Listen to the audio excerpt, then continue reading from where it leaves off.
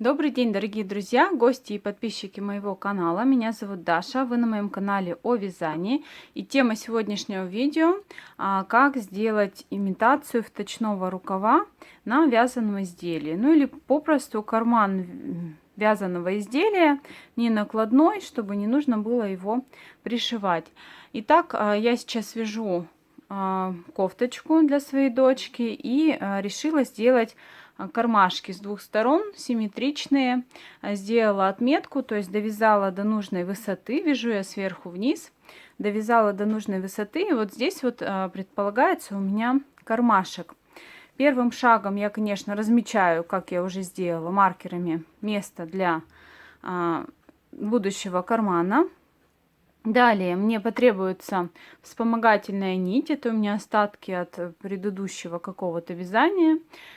Состав нити не важен. Важно, чтобы цвет был контрастный и толщина более-менее совпадала с толщиной нитью, которую вы вяжете. И, конечно же, ножнички, чтобы обрезать эту вспомогательную нить. Итак, как мы вяжем вот этот кармашек? Начинается ряд до кармана, как обычно, то есть как вы вяжете, если у вас узор, то узором вяжете, если у вас, как у меня, лицевая гладь, то вяжем просто лицевой гладью до первого маркера. Вот я дошла до первого маркера, снимаю его и беру вспомогательную нить. Кончик оставляю такой, чтобы он был достаточно длинный, чтобы не распутаться. Можно вообще подлиннее оставить, чтобы потом узелком завязать. Я так делаю, если что-то очень долго надо будет вязать, то есть я понимаю, что я вещь отложу. Я зажимаю вот этот свободный кончик средним пальчиком. Оставляю пока рабочую нить тоже за работой. Далее располагаю вспомогательную нить так, как я бы расположила свою рабочую нить. Не забываем достаточное давление делать у среднего пальца и большого пальца. То есть вот эту ниточку мы зажимаем и вяжем вспомогательной нитью то количество петель, которое мы определили для петель кармана.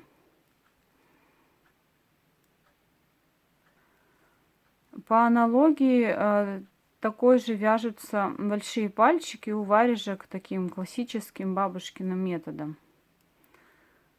Итак, я связала все петли кармана. Вот дошла до второго маркера, и он тоже нам особо уже не нужен. Далее оставляю кончик подлиннее, обрезаю вспомогательную нить.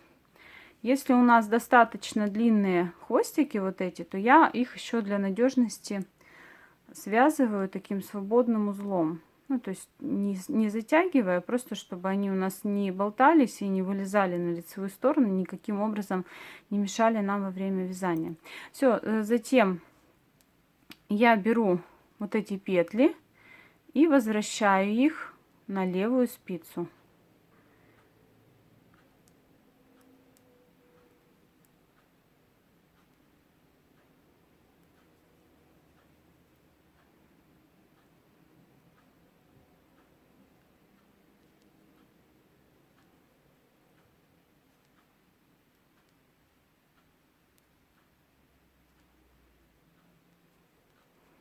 Так, все петельки я вернула. Берем уже рабочую нить. Не забываем ее подтянуть, потому что, скорее всего, после наших манипуляций тут немножко петелька крайне ослаблена была. И вяжем уже основной нитью. Нашу вспомогательную нить провязываем. Все петельки.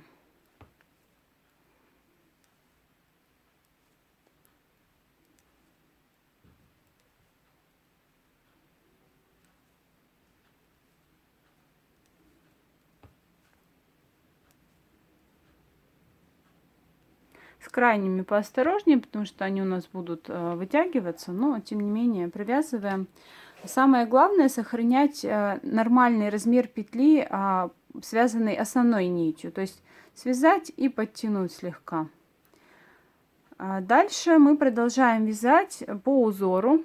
Вот у меня видно мою вспомогательную нить. Пряжа у меня основная пушистая, поэтому ворсинки немножечко забиваются. Вот здесь видно сейчас, где у меня будет карман. С изнанки это выглядит вот таким образом. Сейчас я буду вязать все полотно до самого низа изделия, не вспоминая про карманы. К карманам я вернусь чуть позже.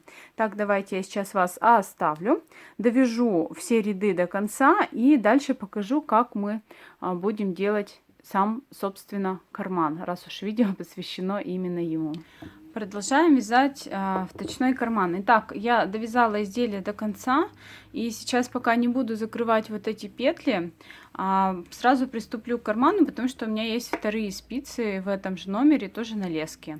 Мне так удобнее сейчас сделать, вы делаете как вам захочется. То есть карман можно делать и в конце, после рукавов, и после того, как завершили, либо даже там провязать сколько-то рядов, например, у вас клубок закончился, сразу его связать. В общем, решайте, как вам будет удобнее. Для этого мне понадобится, конечно же, нитка, спицы и ножнички. Как мы будем с вами сейчас продолжать? Для начала нам нужно подобрать петли, которые мы с вами на вспомогательную нить разместили. Посмотрите, у нас вспомогательная нить не такая пушистенькая, как та, которую мы вяжем изделие. Итак, начинаем набирать по ходу движения. Значит, у нас ход движения сверху вниз, я вяжу регланом, поэтому посмотрите, здесь вот уже четко видна петелька. И мы постепенно, прямо не снимая со вспомогательной ниточки, набираем за одну из дужек петли. То есть, например, я набираю сейчас только за левую полупетлю.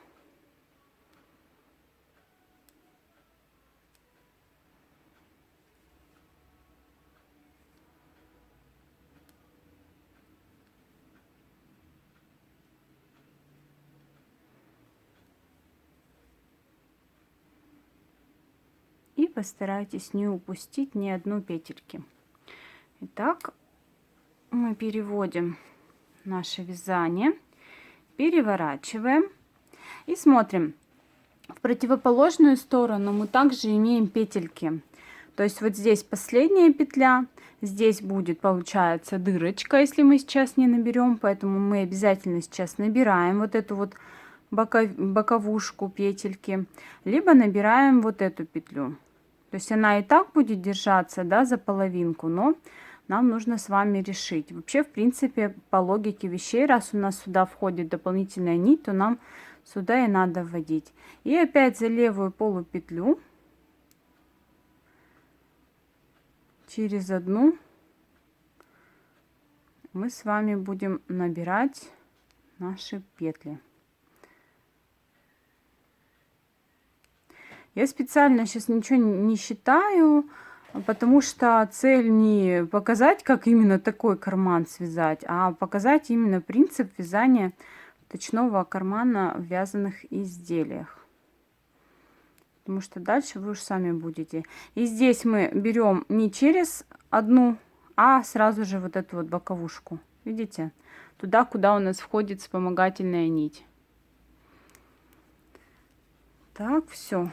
Петли на спицах. Вспомогательную нить можно либо развязать узелок и аккуратненько, значит, ее распустить там при помощи иголки, ногтей или спицы какой-нибудь, да, то есть поочередно вытягивая, либо разрезав ее, собственно, как я сейчас сделаю, потому что мне бросовую ниточку не очень жалко. Вот видите, она у меня уже начала разъезжаться, но я сейчас ей помогу просто.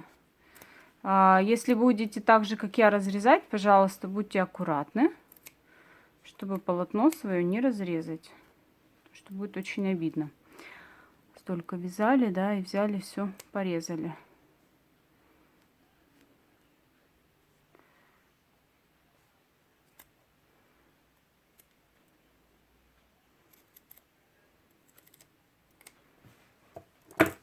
Вот так вытаскиваем все вот эти вот ниточки.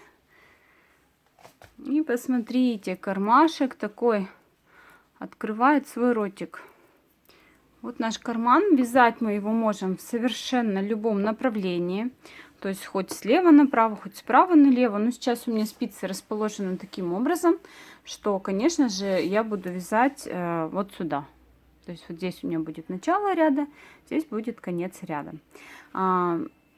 Также насчет того, каким способом вязать полотно кармана. Это исключительно ваше решение. Исключительно зависит от того, какой визуал вы хотите иметь у кармашка. То есть если я сейчас начинаю вязать лицевым полотном, то внутренняя часть кармана, то есть вот туда, куда ручка вставляется, у меня будет лицевое полотно. То есть мы будем вставлять, сейчас покажу, примерно закрепляю. Ну, конечно, тут потом все это будет прятаться, то есть вовнутрь вывожу ниточку. Смотрите, если я сейчас сделаю лицевое полотно, то есть вот сейчас я начну вязать вверх по кругу, то когда ручка будет вставляться в карман, я сейчас даже приложу, будет примерно вот такой вид в кармашке. Вот видите? Ну, то есть ручка будет входить в лицевое полотно. Если вы хотите прям четко отделить полотно кармана от основного полотна, то вяжите сейчас изнаночными петлями. Тогда у вас рука будет входить в изнаночное полотно, и здесь будет такая четкая граница, значит, где у вас начинается кармашек.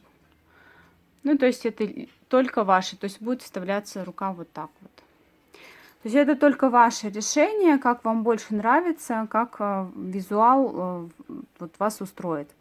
И я сейчас закрепила ниточку и, соответственно, начинаю вязать по кругу. Мне нравится лицевое полотно. Я сейчас провяжу пару рядочков вместе с вами. Покажу, что примерно получается. То есть сейчас мы как будто бы вывернули кармашек и вяжем его. Так, переворачиваем. Вот в этом месте будьте предельно аккуратны, осторожны. Если вас не устраивает какое-то расстояние между вот этими петлями, то можно подобрать еще вот эту стенку петли, например. Если вас не устраивает и это, можно ее вот так развернуть. Вот я ее, видите, развернула. И у меня тут будет достаточно плотный такой уголок кармана. И там точно никаких отверстий не будет. Я после того, как заканчиваю вязание изделия, обычно еще прохожусь и смотрю, где-то, может быть, меня не устраивают какие-то отверстия, дырочки. Я просто беру иголку с ниткой и подшиваю это все так, чтобы точно не было никаких незапланированных ажуров, как я их называю. Так, я переворачиваю. Первый ряд мы с вами закончили. Конечно, мне на столе вязать это, ну, не самое большое удовольствие. Так, в прошлом ряду, значит, там, где у нас перемычка между спицами, я поднимала петлю. Здесь нужно сделать то же самое. Во-первых, для симметрии, во-вторых, чтобы вот этого отверстия не было. Видите, я могу поднять петлю, у меня будет плотнее, а могу ее поднять и развернуть, провязать ее скрещенной. И хорошенечко подтягиваю, чтобы у меня между моими спицами не было какого-то расстояния большого. Ну, собственно, вот этот метод Magic Loop, да, если посмотреть сейчас, вот она Magic Loop. То есть у нас полотно вязания здесь, здесь петля и здесь петля. Вот она и есть. Так мы ее, собственно, и вяжем. Так, пошел второй ряд вязания.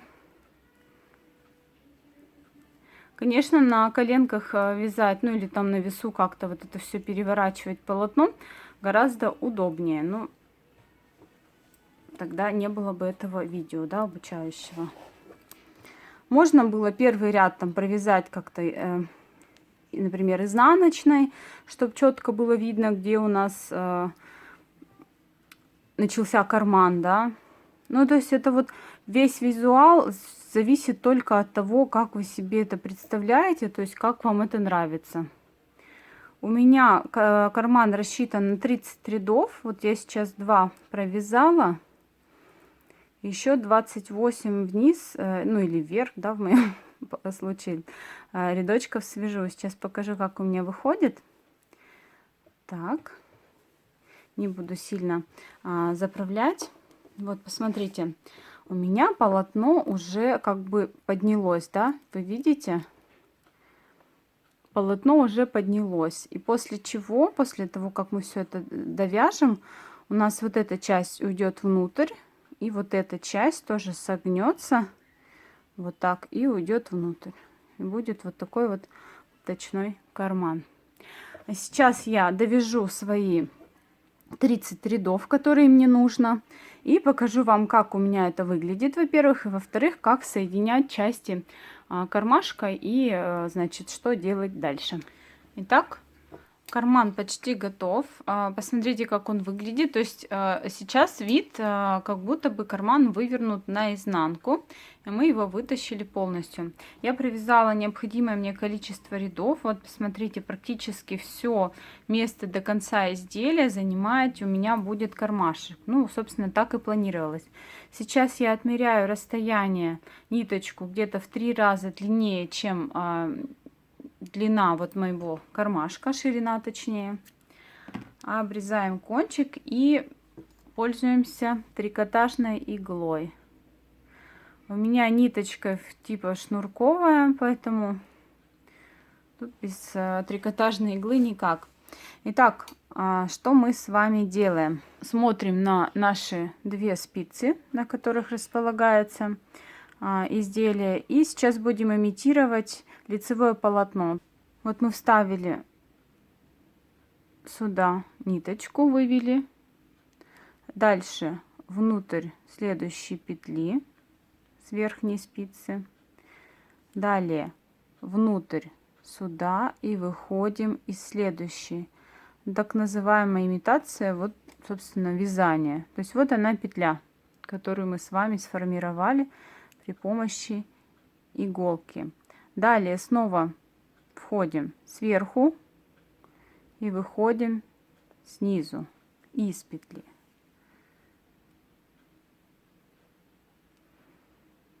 Снова входим внутрь петли и выходим из следующей. Наше вязание не забываем подтягивать, но не затягивайте туго, постарайтесь, чтобы ваш вот шов был похож на вашу плотность вязания. И не упускайте петельки. То есть каждую петельку нужно дважды вам иголочкой пройти, чтобы сымитировать полностью вязаное полотно трикотажное.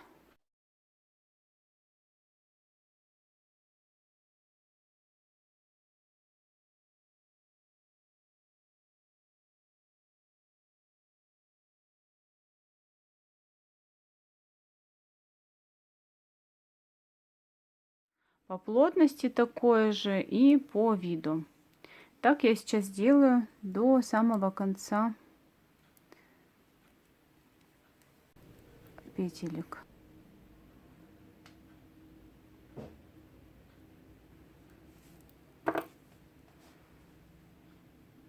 Так, и последние 2 петельки можно соединить так условно весьма, просто между собой.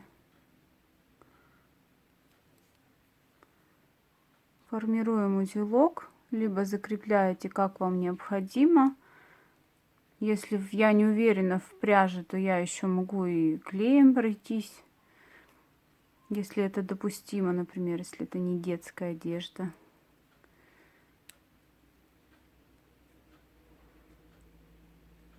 Так. Вот такой вот у нас, допустим, узелок. Видите, все в пуху и все торчит. Итак, потом я этот хвостик, конечно же, спрячу в полотно. Вот так выглядит сейчас карман, который я заправляю внутрь. Ну, то есть выворачиваю.